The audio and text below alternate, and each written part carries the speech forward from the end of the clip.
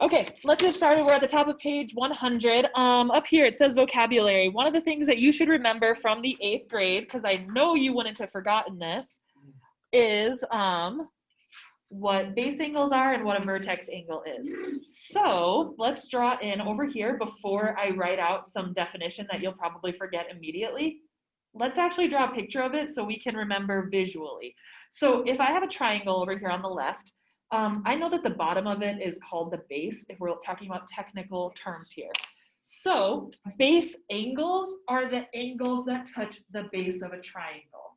So I'm going to write base angles over here, and it's just talking about this angle and this angle.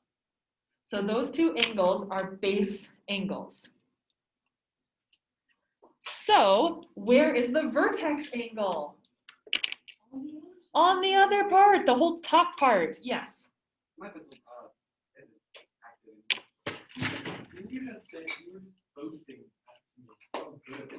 Sorry, Ryder. Okay, so at the very top here, we are going to write vertex angle. So there are like real definitions. For base angles, the definition is the two angles adjacent, that's a really weird J that I just drew there, adjacent to the base of a triangle. The word adjacent means that they are touching. I don't know why, but I always think of, I had a teacher one time who's like, adjacent is like when you are in two bathroom stalls next to each other, you're touching the same stall, which is kind of a weird thought. Two adjacent angles are touching the same side. Okay. Going to the bathroom together. No, they're not. Do you go to the bathroom with people? No. Do you have a stall? Only one wall that separates you though. If you were to both put your hand up at the same time, you'd be touching hands across the wall. Yeah, but so you're going to the bathroom together. Okay, at the same time, technically, you'd be going to the bathroom. Okay, the vertex angle is the angle opposite of the base of a triangle.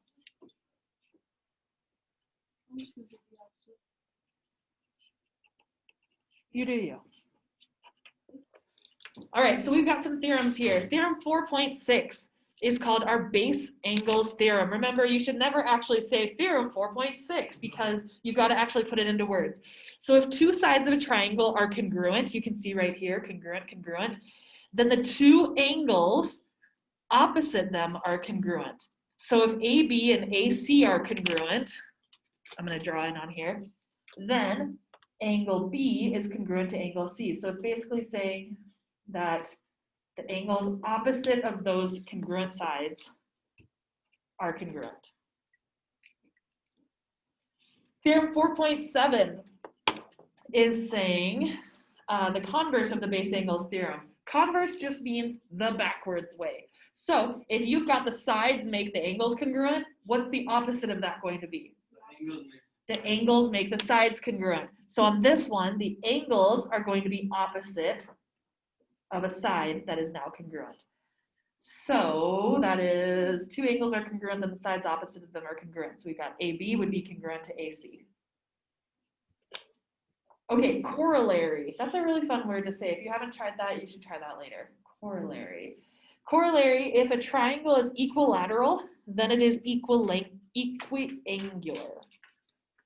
So I'm going to draw a picture of an equilateral triangle here. Do you remember what it means to be equilateral? Every line segment is the exact same. All three sides are the same exact length of a line segment. So if that's true, then that means that all angles would be congruent. I'm like drawing my arrows to the angles. The corollary to theorem 4.7 would be if a triangle is equiangular, then it is also equilateral. So these are going to be useful if we ever have any proofs that deal with equilateral triangles. So it's saying if it's equiangular, then those sides across from the angles are congruent. It's beautiful. I'm glad you said that because now you can see it. All right, ready to flip over the page? All right, we are on page 101.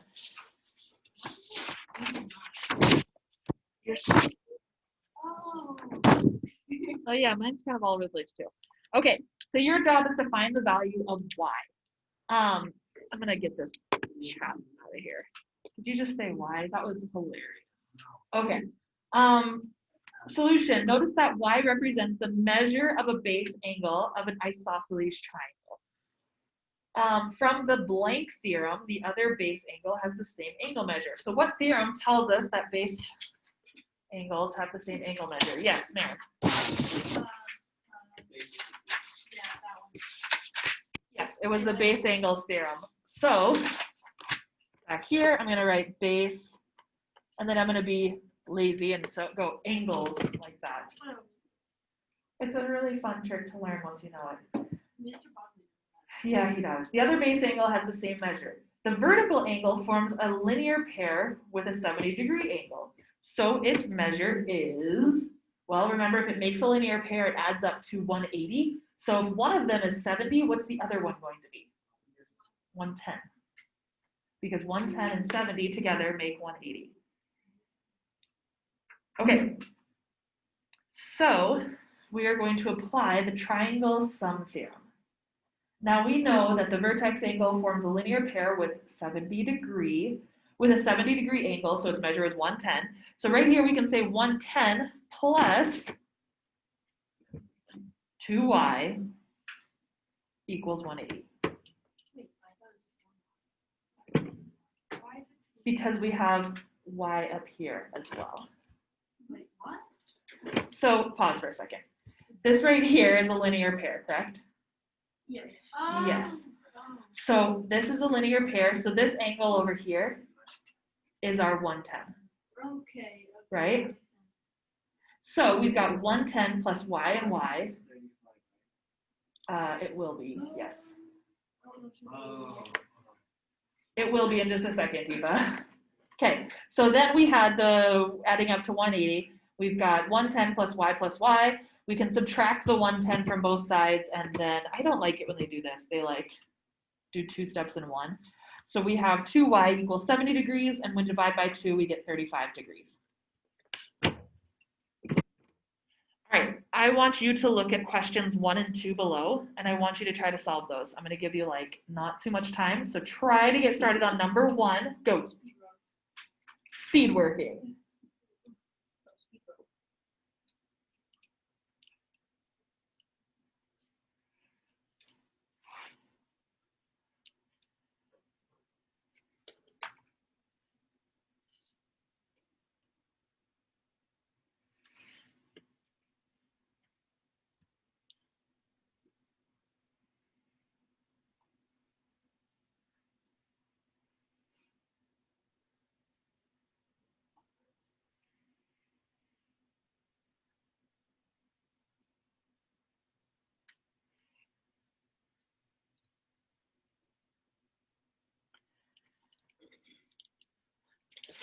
I know many of you aren't done with number 1 yet, but there's a lot of different ways we could start a problem like this. How would you like to start a problem like this? Did we start with x or y? X. X. Did anybody else start with x? Yeah. Okay, did anybody in here start with y? Yes. Okay, so one person. I'm going to start with x just because so many people said so. What do we know about x? X. We've got 5x right here, and we've also got 75. Those two angles are base angles, so they're equal. So we can say 5x equals 75. When I divide by 5 on both sides, what is 75 divided by 5? 15. Probably because it's not even on the screen. You're welcome to just shout that at me if you need to. Okay. Then, what do we know? Well, to get this 3y, if these are both 75, let's use the triangle sum theorem and get rid of those 75s. So if we had 180 for the whole triangle, and we subtract off the first 75, subtract off the second 75, how much is left for that third vertex angle? 30, because 180 minus 75 is 30. If you don't have a calculator on hand, please don't guess those things. If you do know off the top of your head, I don't even know what my calculator is. I was going to show you that calculators work. So right here, this is 30 degrees in that vertex angle. So you can say 3y equals 30, divide by 3, divide by 3, and y equals 10. Because when you add them together, you get 150. When you add 75 and 75, it's 150. Take that away from 180, and you have 30 left. Why don't you have 75 and 75? Because the base angles are each 75 degrees. Oh, right. Sorry. That's okay. All right, so we got x equals 15, y equals 10. Let's go to the next problem. All right, on this next problem, we have some things we can fill in. Let's fill in all the information we know already. I'm going to focus on this far left triangle. On that far left triangle, do you see the base angles? Yeah. Yes. So one of them is y. That means the other one also has to be y. Okay, let's go to the far right triangle. On the far right triangle, do you see where the base angles are? One of them is 70, so the other one has to be 70. Okay, so now there's one more thing that we know from this corollary. We have an equilateral triangle in the center, which is also equiangular. So we know any equilateral triangle has what degree for each of the measures, the angle measures? 60, 60, and 60. Because when you do 180 divided by 3, you get 60. So 60, 60, and 60. Okay, so what are we gonna do next? It's a good question. That is a good question. See, Yes, Maren, what do you wanna do add first? 60 and 70, and then do 180 minus 60 and 70. Okay, so let me point out where Maren is looking right now. Right here in the center. Maren is saying that that's like a big old linear pair, right? Yeah. So 60 and 70, and this angle makes 180. So if I were to say 180 minus 60 minus 70, what do you get? 50? That's not true, is it? Yeah, it is. Okay, yes. So that means this angle right here is 50 degrees. Okay, so now how do we get the y's from that? 2y plus 50. 2y plus that 50 is equal to 180 degrees. Y equals 65. So when we subtract 50 from both sides, we get 2y equals 130. Yeah. Divide by 2, divide by 2, 65. y equals 65. Okay, we still haven't gotten x yet. X is way simpler to get. Look at just the right triangle, or the right side triangle. Yes, Rowan, you can start. Can we add 70 and 70 and take it away from this one? Yes, we're going to use our triangle sum theorem. We could start with 180, take away 70, or add them up and then just subtract it from 180. So you're doing 180 minus 140, and you get 40 degrees for x. So we've got y equals 65, x equals 40. You'll notice we just keep trying to use the different theorems that we learned about. We used the base angle theorem, we used the triangle sum theorem, and our beautiful corollaries. Okay, oh, you're right. We hadn't talked about hypotenuse leg yet. I thought we had already. But let's talk about hypotenuse leg. So if the hypotenuse and the leg of a right triangle are congruent to the hypotenuse and the leg of a second right triangle, the two triangles are congruent. So we kind of talked about that. So it's saying if BC is congruent to EF and AC is congruent to DF. Of course you can't. It's because I zoomed in. But I feel like if I don't zoom in, it's too far out. Then triangle ABC is congruent to triangle DEF. So you'll notice all you need is a right triangle, hypotenuse, and a leg. That only works on right triangles.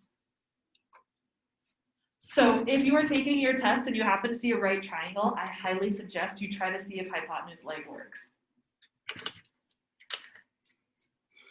Okay, do we have another page? Page 102? Yeah, we have. Wait. Look at that picture. That looks fun. No, not really. I said that in jest. I didn't actually mean it. Oh. Good. Okay, 4,000. the pole is holding up one end of a volleyball net and it's perpendicular to the plane containing the points, oh boy, W, X, Y, and Z. There is so much in that sentence. Each of the lines running from the top of the pole to X, Y, and Z uses the same length of rope. Prove that triangle VWX, triangle VX or VWY, and triangle VWZ are congruent. Wow. Okay. Sounds like too much work. It does not. Jealousy. Don't you? Okay. Okay. So they gave us a lot of stuff here. They gave us right triangles, these perpendicular angles. So VW, where is it?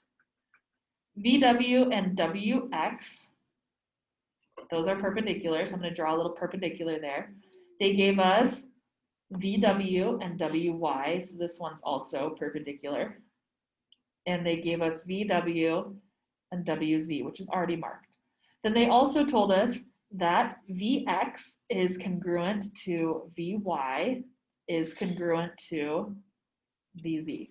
So I want you to make sure that you have all those markings on there as well. Yeah, we're gonna have to use hypotenuse leg here. So you're given that these are all right triangles, which implies that they are right angles, right? So we're gonna say that triangle or that angle YWX and angle, I don't know why I said Y, I meant V. VWY are right angles. Now, if a triangle has a right angle, then it is called a right triangle. That's what the next part is going to take. So we're going to take these angles we just talked about, and we're going to say that those triangles are right triangles.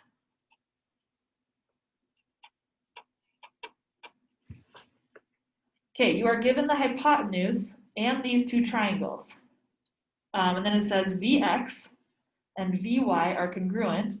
Also, VW is a leg for both of the triangles, because remember, they share that same leg.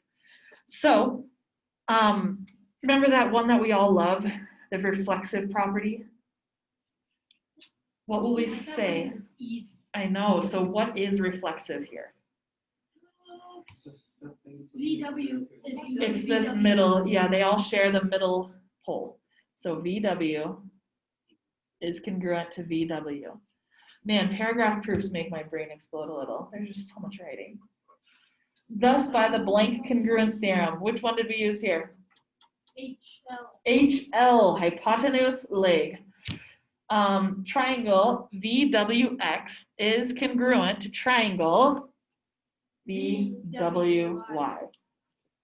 Similar reasoning, that's always fun when they say that, and they're basically saying we're going to skip all the same exact steps to just say that the next one's also congruent.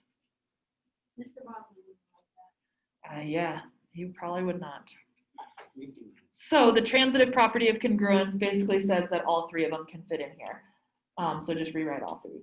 Triangle VWX is congruent to triangle VWY is congruent to triangle VWZ. Whew, last problem. You ready for this? I feel like this is the part where the drum rolls kick in. Thank you, Carson. He just earned his A. All right. Complete the following exercise. It's fun, just like real exercise. You are given that RV is congruent to ST. I always think it's funny when it's like a real word. And that triangle RTV and angle RTV and angle SVT are right angles. So those are already marked in the picture. Darn, I like marking them. I want you to not write anything down yet, to put your pencil on your paper for a second. What are you going to do here? Look at the picture, figure out what your single step is going to need to be before you can use the hypotenuse leg theorem. Don't you dare. There's got to be something else. Don't say it out loud because everybody's thinking too. I know you did. Okay, raise your hand if you think you know what we're going to do. I think I know. one person, the rest of you are being liars right now. I know some of you know what we have to do here. Let's see if you were right. So let's start with our givens, just like Rowan said. Super brave of you to put that out there. RV is congruent to ST. And angle RTV and angle SVT are right angles.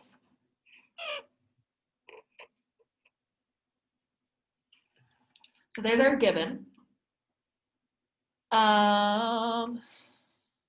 Let's see.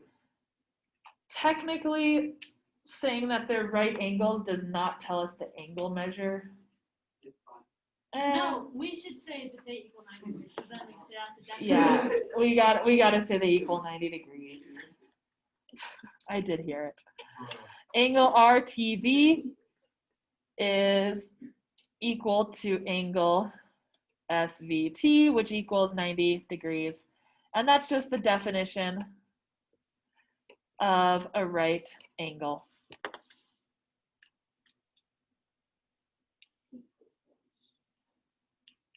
Okay, last thing that we're going to use, go ahead. Reflexive. Reflexive property. Yeah. So number 3, we can say that this line is equal to itself, which is our leg for our right triangle.